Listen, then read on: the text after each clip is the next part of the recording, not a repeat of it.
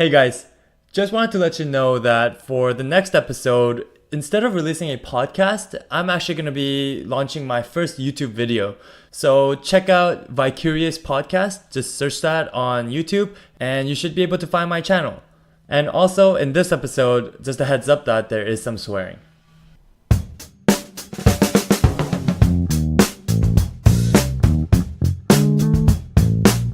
Hey guys, and welcome to episode 7 of Vicurious.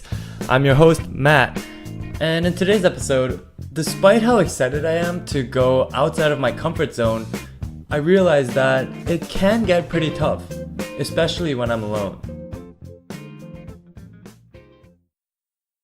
So while we're on this topic, I really want to say thanks to all my friends from back home in Toronto, because when I told them that I was going to leave, they were so supportive. There were obviously people who were very surprised. People said, good luck, you'll do great. But there were some things that some people said that had a major impact on me.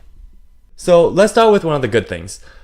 I'm not sure if these people realize how much I appreciate these words, but there were a few people that essentially said, good luck on this journey, but if things don't go well, you can always come back home and we're here for you. And those simple words went such a long way because of how scary and tough this decision was.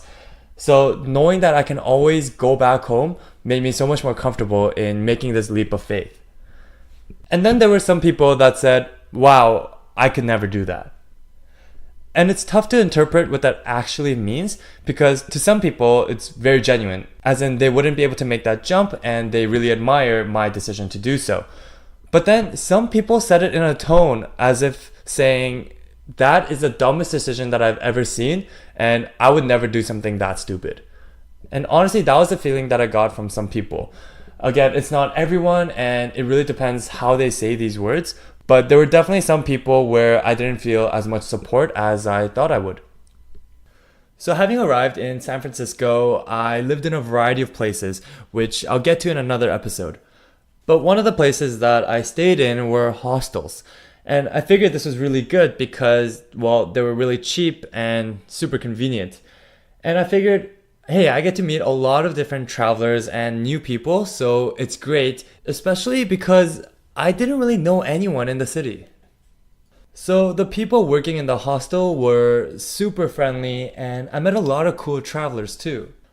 Interestingly, I learned a few things from living there that I didn't expect.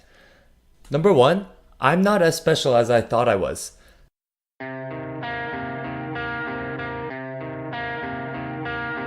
One of my main differentiating factors in Canada was that I would be quitting my full-time job and making this huge leap of faith by moving to a new country. I thought it was so cool that I started making a podcast about it. But when I talked to people in these hostels and I told them my story, they're like, wow, that's so cool. My friend did the same thing. Or there was even one guy who said, yeah, I created my own product, made a Kickstarter campaign, raised my own money, sold half of all my belongings so that I can move from Australia to the US. So hearing all these reactions, I realized two main things. Number one, it opened my eyes to realize that there are a lot of amazing people out there. It's not only the CEOs or the super successful founders, but there's a lot of potential and crazy amounts of talent in the people around us. So take the time to try and learn from each and every one of them. And number two was I can't be on this train forever. I can't just continue my hype of, hey, I quit my job and I'm making this huge power move. Eventually, I'm gonna have to move on and say, what is gonna be my focus? And more importantly, is it gonna be something that makes me excited to wake up every morning? And there was one more issue of meeting people through hostels. Sure, I was meeting a ton of people from all around the world, but after a couple weeks, they would leave. They were simply here to travel, have fun, and then they went back to their home countries. So it was like I was making friends with all these people just to have them pack up their stuff and then leave me again.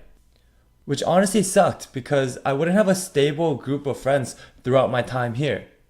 So although meeting people through hostels was pretty fun, I tried to focus more of my attention on meeting local friends. So my buddy Aaron, the friend that actually lives in SF, he helped me out big time by introducing me to a bunch of his friends.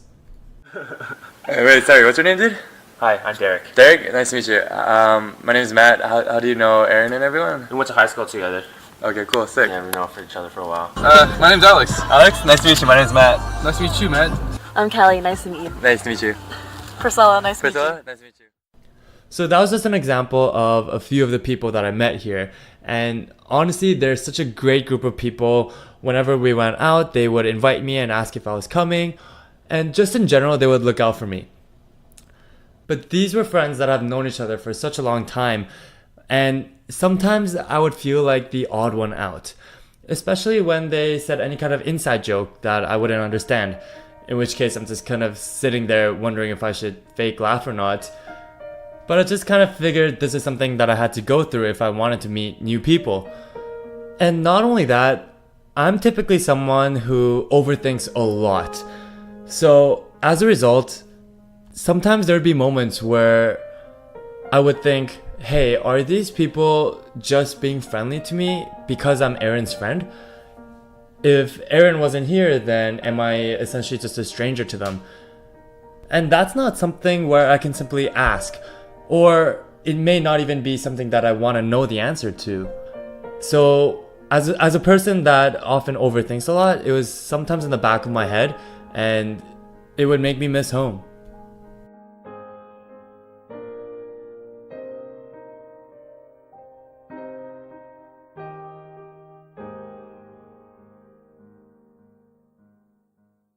One thing that I realized was that people in San Francisco almost seem like they already have their groups of friends.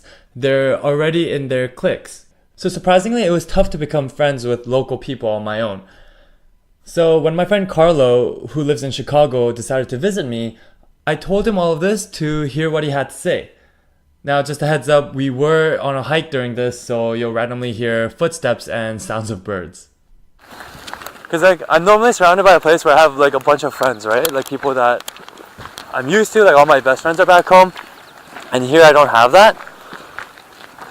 Like I feel that I am more lonely, cause like if I have free time and I want to hang out with people, but like let's say my friends are busy, like I only have like 3 friends here, right? If they're busy, and then that's when I realize that I'm like really sad. You know what?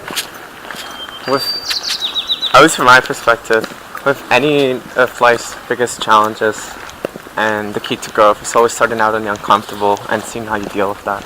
I think that's what's gonna push you forward.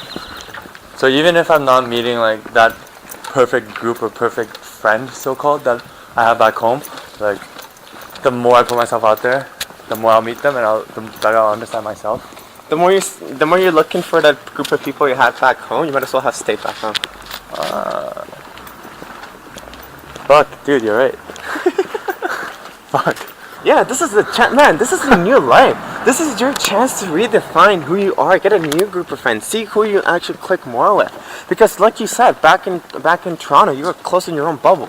So it's like I came here to be surrounded by people that are very different from me and very different from back home. Okay. So it's like this is what I was looking for, right? That struggle. Yeah. And the first struggle that happened to come is loneliness. I think Carlo said something very important there, and I just want to repeat it one more time. The more you're looking for that group of people you had back home, you might as well have stayed back home. Wow. So I did a good job of taking that first step to go outside of my comfort zone and move to a new country. But then here I am trying to find the things that I had back home, trying to look for the very thing that I tried to break out of. And it's not just about friends. At the end of the day, I want to have a brand new perspective on life.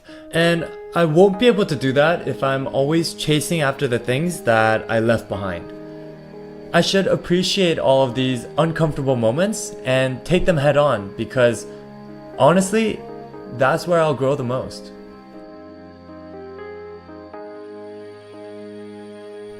So thanks again to all my friends and family from back in Toronto for all their support. And thanks to my new friends that I'm making in San Francisco, because slowly it feels like they're becoming my second family. And again, if you guys have some time, feel free to check out my YouTube channel. Just search Vicurious Podcast, and you should see my first video up soon. Thanks for listening, guys.